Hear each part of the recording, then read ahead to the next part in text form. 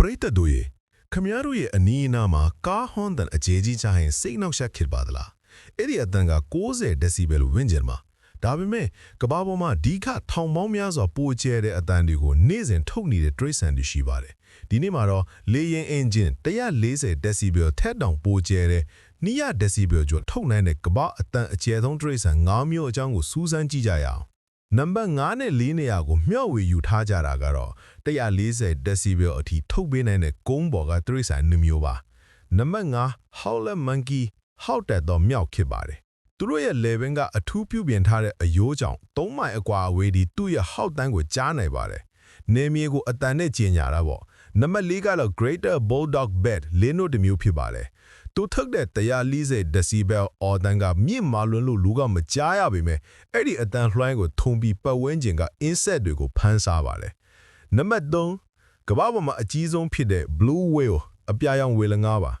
သူ့ရဲ့ခန္ဓာကိုယ်လိုပဲသူထုတ်တဲ့အတန်ဟာလည်းအေးရမှာပါပဲ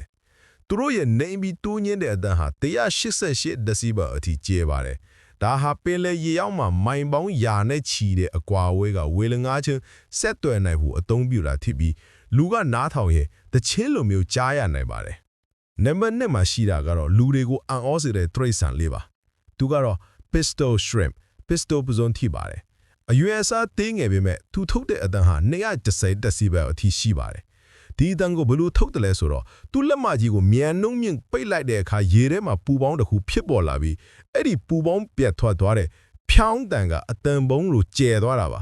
ဒီအတန်ဟာနေမင်းရဲ့မျက်နှာပြင်လောက်အပူချိန်တောင်ရောက်ရှိနိုင်ပါတယ်